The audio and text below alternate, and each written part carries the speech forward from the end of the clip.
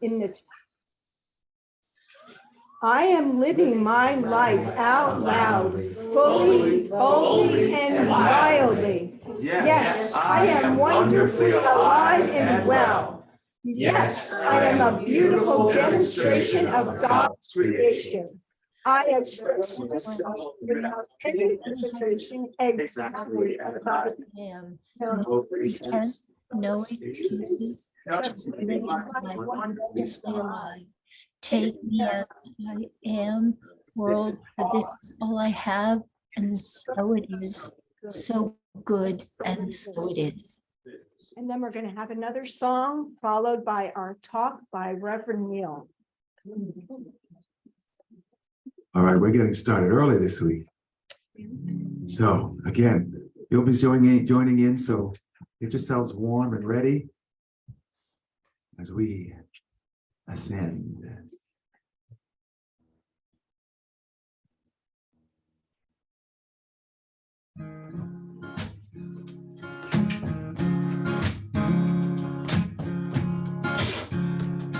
There's a feeling of expansion in my chest. There's a knowing that this day will be my best. There's a quiet voice that speaks above the rest. It's spirit rising. There's a rumble in the earth beneath my feet. There's a knowing that I'm perfect and complete. There's a light in me that darkness can't defeat. It's spirit rising. Untie the ties that bind you. Let spirit just unwind you. Let the light remind you of who you are. Surrender to the feeling. Spirit is revealing. Freedom has no ceiling. Yes, you'll go far. You'll go far. You'll go far.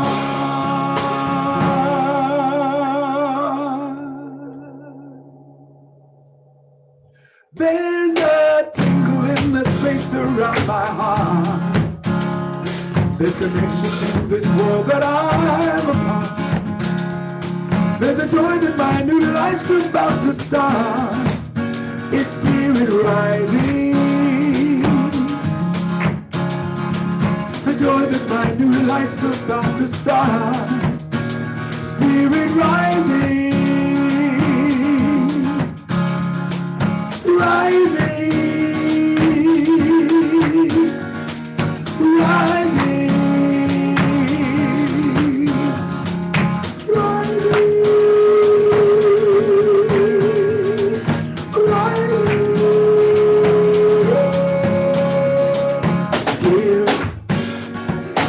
rising in me, lifting me up, setting me free. Yes, Spirit. Rising in me, lifting me up, setting me free. Spirit, rising in me, lifting me up, setting me free. Yes, Spirit, Spirit, rising in me, lifting me up, setting me free. Spirit, Spirit, rising in me, lifting me up, setting me free. Spirit rising in me, lifting me up, setting me. Let's sing it, sing it. Spirit rising in me. Yeah, I hope you're singing along. Yeah, nothing like being in person. Rising in me, lifting me up, setting me free. Spirit rising in me, lifting me up, setting me free. Spirit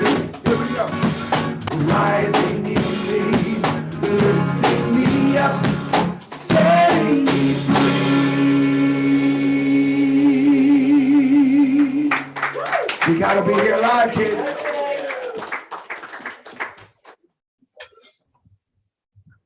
And now for our talk for the day, Reverend Neil Pinkman. Woo.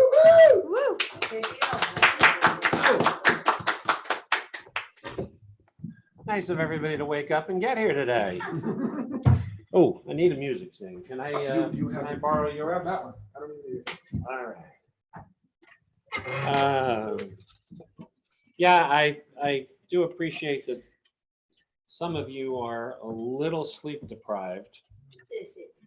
And I was going to recommend that maybe, we just nap for an hour in order to kind of catch up, right? With losing an hour. Well, no, before I left, Reverend Michelle said, well, that's what your talk is for. So I got so supportive. It's just love is a wonderful thing. I gotta tell you. Many splendid things. We're gonna break into song here now. Right? This theme this year is living out loud, right? Which I've never had a kind of a problem being out loud. However, I wondered how many of you, do you remember we had the program called Spirit Out Loud? Yes. Right? And we had, what do we have? We had musicians, we had poetry, all sorts of things going on at those events, right? So we've been kind of an out loud group of people for quite a while.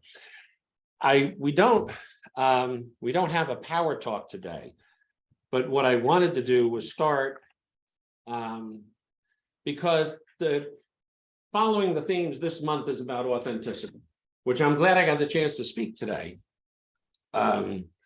Because this is, it made such a huge difference in my life. And I know that the only way that any of us will ever be successful is if we are living authentically, regardless of what it is. You may have a certain level of success.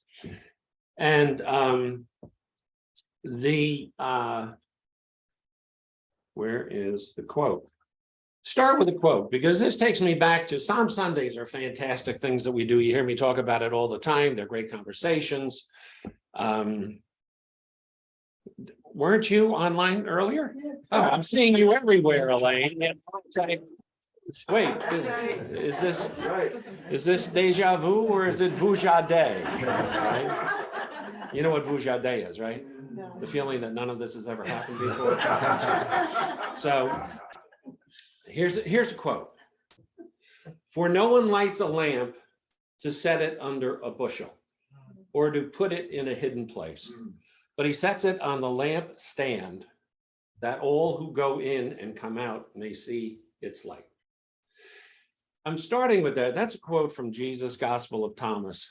And I'm starting with that quote because I don't know if everybody remembers that we came out of Christianity, that New Thought, Science of Mind, Ernest Holmes came out of Christianity. It's the reason, excuse me, that the teachings of Jesus are the biggest section in our textbook.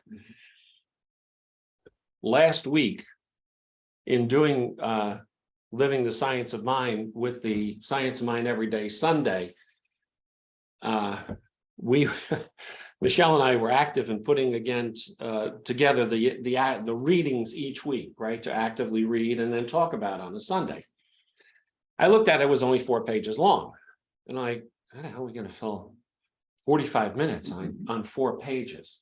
But the important thing is that if you look at the 4 pages, which are pages 64 to 68, in here, Holmes talks about what is New Thought, what is Science of Mind. And the reason I love this teaching so much is because it is an enormously practical teaching. It is something we can use every single day. Yes, it is faith-based. Yes, without a doubt. And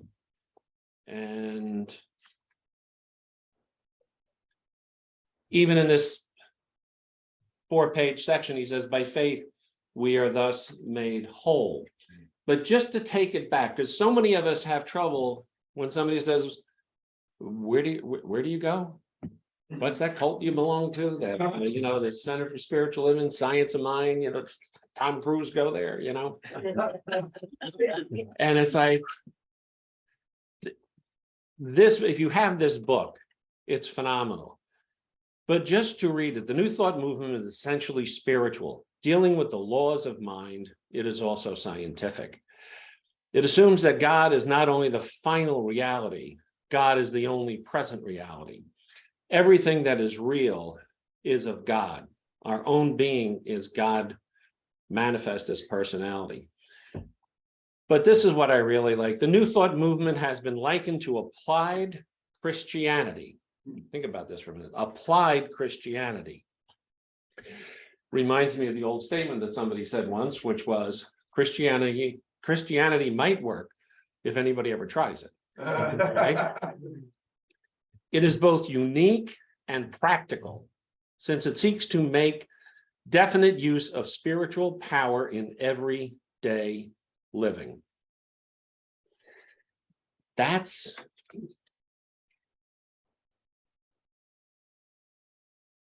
what I love about this particular month in authenticity.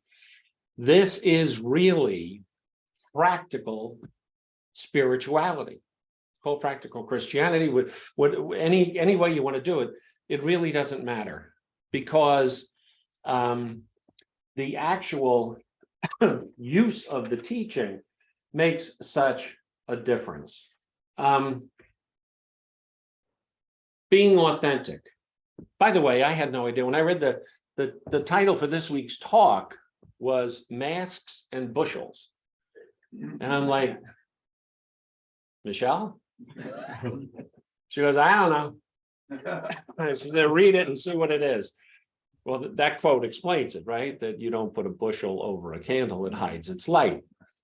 But we are likely to wear masks, and I don't see a lot of people walking around with baskets on their heads, but we do it metaphorically anyway. So the having that true authentic self and knowing our true value is really important. Have you seen online the $20 bill thing? Yeah. Okay. Who would like $20? No. You would? Okay. Oh, no. No, okay. So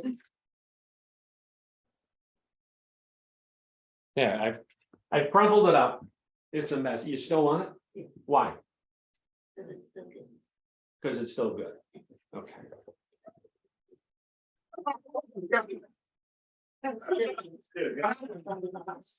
You still want it?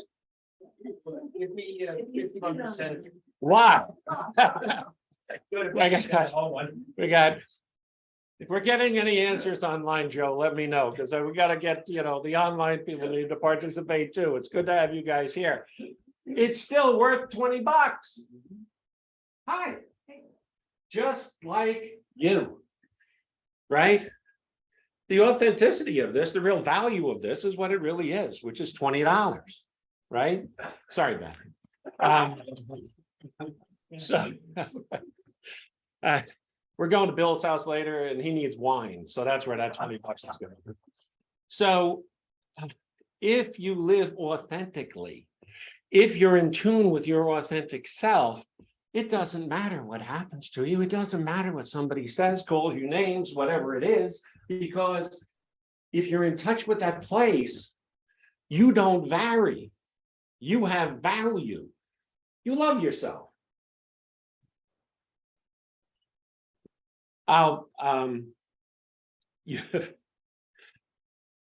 You have heard me tell this story before,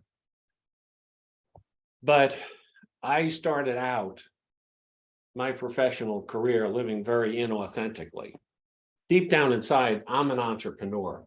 Haven't always been able to live that way, but that's certainly what I am. I had a business. The partnership broke up. I had a wife. I had one baby. I might have had a half a baby. I don't remember at that time. And I needed a job. I had to support the family. So I had a friend who had worked for IBM for 30 years. And he said, no problem. I'll get you an interview up in Waldwick. You go up there, you sit down. I said, I can almost guarantee you got the job. So I think at that time I was young enough, I borrowed one of my father's suits, right? And I had my shiny shoes and my suit and my white shirt and my red tie. And I went and I sat there for the interview. And in the middle of the interview, the guy goes, Neil, stop. I go, what? He goes, I can't hire you. I said, why? He goes, because if I hire you, every day you come in here, you're going to sit in that chair thinking about what's the next business you're going to start. Right? He saw right through me. Now I said, well, that's true, but I still need the job. You know, I mean, wouldn't hire me. So I had an idea. I got to get better at fooling people. Right? I couldn't fool this guy, you know, and I had a connection. This was good friends. He had worked for 30 years with this other guy. He still saw right through me. So I tried again. And I went out. Same thing.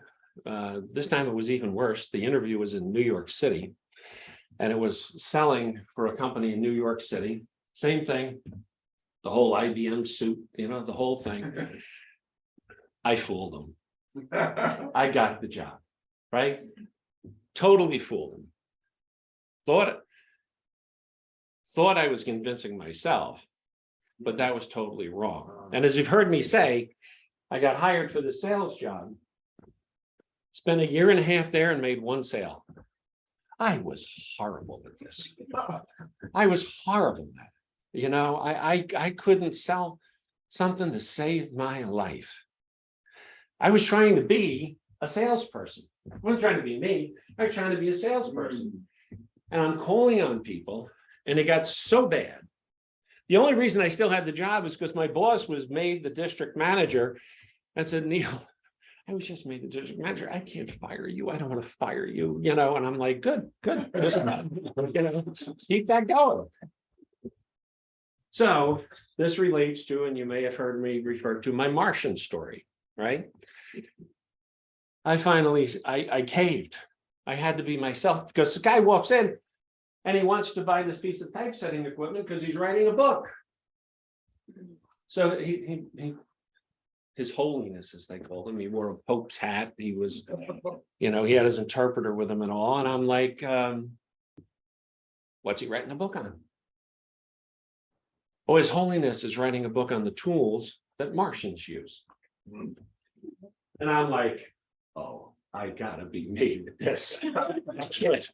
Listen, you know, I'm sure you know me as quiet, conservative, and don't joke around a lot. But, you know, the real Neil came out at that moment, you know, and I just went into being me. And I'm like, well, do the Martians know he's writing this book? Oh, yeah, they know. How do you know that they know? Well, we drive down the highway in the car and there's a big spaceship and a little spaceship. And they knock chains against the car and they try and knock us off the road. Like, well, of course. Yeah. that would be proof for sure. She goes, and every time we leave His Holiness's apartment, which is in the Bronx, when we come back, it's all ransacked. People going through stuff. Well, the Martians going through stuff. And I'm like, okay. So then I go, wait, I can't sell you this machine. Why? Well, to be honest with you, this is a true story, by the way. I'm not making up one word. I can't sell you this machine.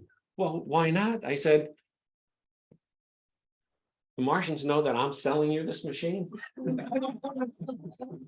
Oh, yeah, they're here right now watching. I can't do it. I said, I was really, really hoping that my first encounters with Martians would be a positive one. It's not working for me. I got a straight face through all this, folks. I got to tell you, but I'm having a ball. The end result is, well, she takes a button off of her that has his picture with the Pontiff's hat on it and everything. She goes, not a problem. If you wear this pin, it'll protect you because the Martians can't attack you if you're wearing this pin. I go, seriously? This pin? She goes, well, look at the back. Piece of hair was taped to it. I still have this pin, by the way. And I gotta say, I haven't had a problem with Martians since I had that pin. True story. Well, it turns out that his holiness was Samson in a previous life and that it was his hair that was the protection. They buy the damn machine. $10,000. Right? The only sale I made. Why? I was my jerky self. Right? That's the only thing I can chalk it up to. Then I went back to being fake Neil, and I got fired. It was the best thing that happened to me. Started my own company. Go out there. Now there's no suit, there's no tie. There wasn't even shoes. Right? I get a client. Minolta's corporate headquarters. So now this is a year and a half out. I started my own business. I'm staying in Minolta's corporate headquarters with a woman manager up there who's saying to me, "You're the best salesperson I ever met." And I'm like, "No, I don't sell." She goes, "Oh, yes, you do." I go, "No, I don't." Driving back to the office from there, I was like, I'm just being myself. Bingo. That was it.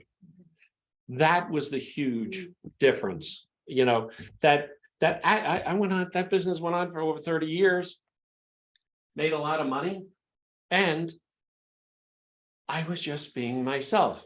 I worked in bare feet, dressed like this for the most part, but I'd be in bare feet. I was at a networking event one time, and somebody came up to me at the event, it was in a restaurant, and the guy says to me, "I need to ask you a question." We had Hackensack Medical Center as one of our huge clients. And he says, "I've heard that you sit in meetings with the president of Hackensack Medical Center in bare feet. Is that true?" I said, "Yes." "Why do you do that?" I said, "Because I can't think with my shoes on." And he doesn't pay me to wear shoes. He pays me to create all the publications for the medical center. And that's it. Oh, all right. Now, the president of the medical center, he didn't care because we did fabulous work. He called me 8 o'clock one morning. I just get into the office. I get a call. It's at that point it was John Ferguson, who was the president. "Hey, John," he goes, "Neil, I need you to redesign the logo for Hackensack Medical Center." I'm like, "Okay, why?" "Well, I had a dream last night that we were a university." I said, "Well, of course, on a dream, why not? You know, what is this? You just dreamt it?" I go, "John, don't you actually have to be a university?" He goes, "That detail, I'll take care of that." You know, so here's somebody who didn't care I was in bare feet. He wanted the real me that would deliver what I could deliver. And that's the fantastic part about being authentic, right? I knew I was in trouble because my boss who fired me from that job called me into his office one day and he goes, "Neil, you got to lighten up." And I'm like, okay. The opposite of anything anybody had ever told me, you know, like I'm hanging from the rafters in homeroom and high school and everything, you know, nobody ever said, "You need to lighten up and be a little bit more of a jerk than you are now," you know.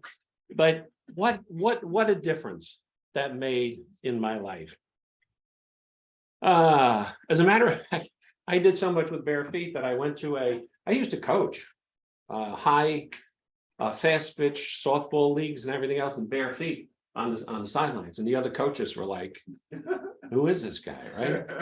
I went to a kind of a reunion a year ago, 30 years afterwards, and everybody came up and go, you got shoes on. What do you know, why do you have shoes on, you know? Anyway, the one sentence affirmation for this month is, I have the courage to be vulnerable and let my light shine. I have the courage to be vulnerable and let my life shine. How many of you can say that and mean that at this point? Because being authentic, to get there, you have to go through the portal of vulnerability. It has to be there. You have to be okay, as I say, with being your jerky self. I didn't mean to point you out there. Yeah, I was thinking, You know, listen, these guys came over again Friday night to rehearse, and there is a jerky self inside of this man that is so much fun, you know, and I encourage you, you're not signed up for the retreat, be there. Not only the music is fantastic, but the people are fantastic. Brene Brown says, authenticity is the daily practice of letting go of who you think you're supposed to be and embracing who you are. Would you love somebody who is being phony? If you wanted to get into a relationship, whether it was romantic or anything else, are you going to stay with somebody or be seriously attracted to somebody who you know is not being themselves? No. Probably, and I know Reverend Michelle and I say this all the time, the people we work with on a regular basis, most of the time, what they're struggling with boils down to self-doubt, self-worthiness. I'm not enough. I'm not good enough. If you're not living authentically as your authentic self, you're going to feel that way about yourself. You have to be, I can't love myself unless I'm being my authentic self. I just can't. Antonia, hi Antonia. I know why I'm waving at the microphone. I should be waving at the camera, but Antonia did a Wisdom Wednesday where she talked about what it takes to be happy. You know, what makes you the happiest? And there's a lot of responses. You know, having money makes me happy. Family makes me happy. My dog makes me happy, right? All of these different things. Honestly, true happiness comes from being your authentic self. It's not easy to be vulnerable. We all know that. That's the reason we don't raise our hand when we have a question in a group of people and everybody else is thinking the same damn question, right? Your ability to be okay with not being okay really makes you okay. Okay? And that's, you know, vulnerability is tough. To go back to being in a relationship, because true belonging only happens when we present our authentic, imperfect selves to the world. Our sense of belonging can never be greater than our level of self-acceptance. Our sense of belonging can never be greater than our level of self-acceptance. We say it all the time, you can't out-demonstrate your consciousness.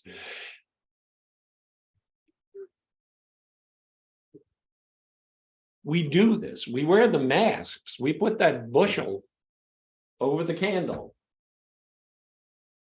because we're trying to belong. We're trying to be accepted. Surrender, right? From the song. Surrendering to knowing that who you are is perfect, right? I don't mean perfect like me, where I never make a mistake. I would never hold you to that kind of a thing. But it's perfect because it's you. Who are you trying to impress? Probably the biggest mistake, and we had this conversation, might have been the practitioner meeting, if anybody was on for the practitioner meeting. And we broke into groups and talked about, one of the challenges we have that we got over. Mine was trying to make everybody happy, right? And oftentimes we wear those masks because we think people aren't going to like us if we're our real selves, and we really want to make everybody happy, right? No. It's not your job. It's not anybody's job to make everybody happy. Certainly from a sales position, the minute you try and make everybody happy, you make nobody happy, including yourself, right? So that's this idea of letting go. And fortunately, it happened to me when I was about 32 years old or so. I got to the point I had kids, I was the president of everything, and any meeting I walked into, I walked out the president of whatever it was, and I'm like, what the hell am I doing? And I sat in a meeting one time and I had half the room going, God, you got great ideas. And the other half of the room was going, I can't wait to get out of here. This guy's a jerk, right? I was driving home going, 50-50, not a bad ratio. Half the people like me, half the people don't like me. That's okay, right? Certainly as a lawyer, you go into all sorts of negotiations and you're not making everybody happy, right? And, that's just how it is. If you want to belong, where do you want to belong? What do you need to feel complete? If you're trying to make everybody happy, and I'll throw this out, how many people do you need as friends? Well, I can tell you right now. Well, it doesn't matter. The number's up to you, but I can tell you right now, if I had 100 people who really liked me, I wouldn't know what to do with them. Right? I mean, that's a lot of people. It's a fraction of the number of people you meet in your life, in your day. That if you had a handful of people who just appreciated you for who you are, who didn't judge you, your life would be pretty damn good. You could actually invite those people over to your house and they would have a good time. So that is, I hate to say it, but that's the key, is just being vulnerable, is just opening up and allowing that exposure for you to be okay with. You don't like it, it's okay. I'm okay. You don't like me? You didn't like this talk today? Fine, because I know everybody at home liked it. Everybody online loved it. They're all nodding right now going, oh man, we loved you, Neil, I don't know about being in person, maybe you're not that good, but that's, they do let's see if there's anything else here.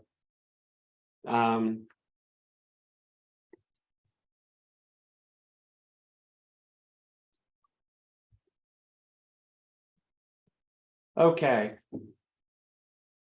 I think at this point, that's enough. We can just. Anybody have a question? Anybody have a comment, by the way, before we just take this into prayer? Because Celine's coming up to answer all those questions, right? All right, please be yourselves. Fall in love with yourselves. It's a wonderful feeling. It really is. It would be wonderful if we could stay in that place 24/7 all the time. But I know I have this slight problem. I'm human and I slip, but it's because of gathering with you folks that I'm reminded. All right, so let's take this into prayer. Breathing deeply, getting very present, very, very present to being right here, right now.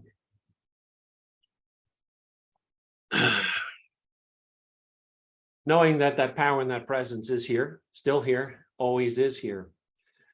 But from that source, from that creative intelligence, each one here today as we say, is a unique expression, an exquisite expression of this divine creative intelligence.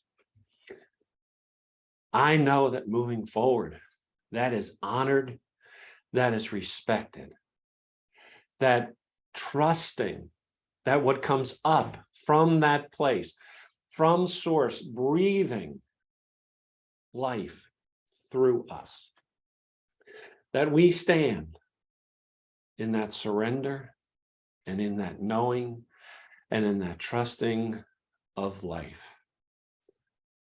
I know that each person here now falls so deeply in love with themselves that there is no challenge, no obstacle, no bump in the road that will allow that to waver in any way. I speak these words into that power and presence, the love and the law that always says yes, with an enormously deep gratitude for the fact that that is what is, but also the fact that we gather together in this community, in this teaching, to remind ourselves of how beautiful each of us is. Releasing these words into that, please join me in saying, and so it is. All right.